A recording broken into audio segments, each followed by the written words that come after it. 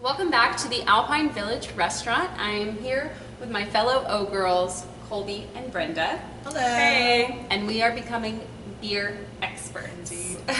Todd Worley is teaching us about beer and especially about German beers. What do you have for us this time, Todd? Well, today I thought we would take a little trip over to the dark side. Okay. And I brought us 3 different styles of dark beer. Well, now, a lot of people, when they think of dark beers, they think that it's going to be stronger, it's going to be really heavy, and it might taste more bitter than and less drinkable than other beers. Is that right?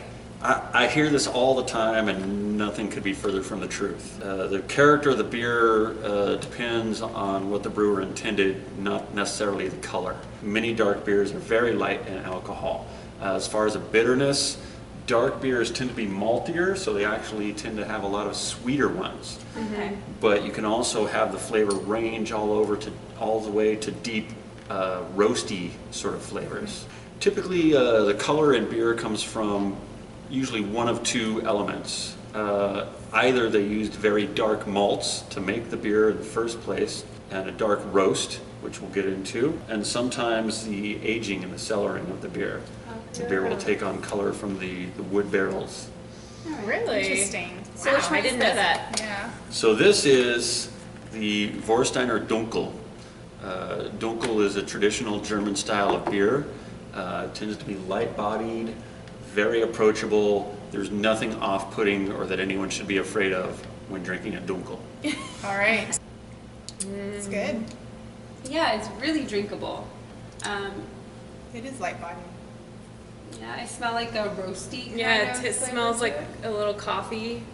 Mm-hmm. Doesn't have as much body as some of the other darker beers I've had, Yeah, which I like. Mm-hmm. and these Yeah. don't really have like more calories than a light beer, right? It depends on the style. There are some dark beers that are lighter in calories than an American light beer. Oh, wow. Wow. There are others that are very rich. Well, for the Warsteiner Dunkel, I'd say really drinkable and really like clean. A winner? Yeah. Yeah. Yeah, that's good. Surprisingly light. A winner. Yes. Prost. Toast. Prost. Now I have next for us, I have the Kostritzer Schwarzbier. This is a German black lager. Nice. And so I'm going to pour us each a little bit.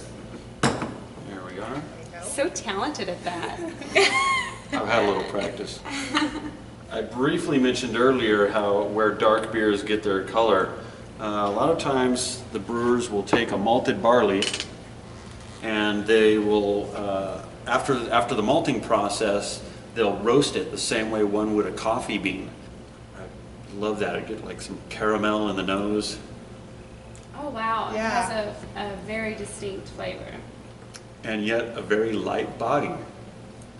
Yeah, it's still really light, but Kind of reminds me of molasses. Molasses would be another good one. Yeah. Absolutely. now you said this is a black lager. So we tried lagers before. Is this basically the same beer? Basically the same beer, made with the same kind of yeast, stored in the same manner, but as you can see, totally different looking from the more traditional lager. Whereas Yeah, like I most feel dark like- beers, I feel are more hearty, but this Yeah. one's very light and crisp. Yeah, I would have this like for breakfast. It really is like, it's got such that strong flavor to it that it feels like something you need to wake you up in the morning kind of thing. Flavor, great character, now you don't have to be It afraid could of the dark totally beers. replace your cup of coffee in the morning. Yeah. Absolutely. So I saved this one for last. This is the Weihenstephaner Corbinian Doppelbock. It should be noted that Weihenstephan is the world's oldest still operating brewery, originally founded in the year 1040 AD.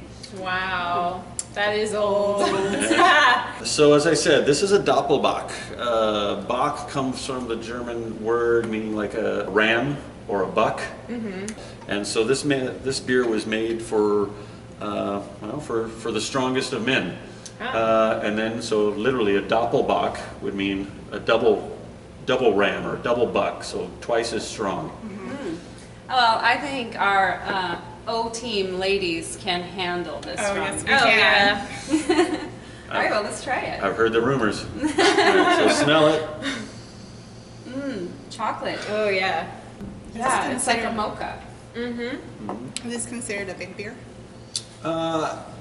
Yeah, yes, it would be. A lot of body.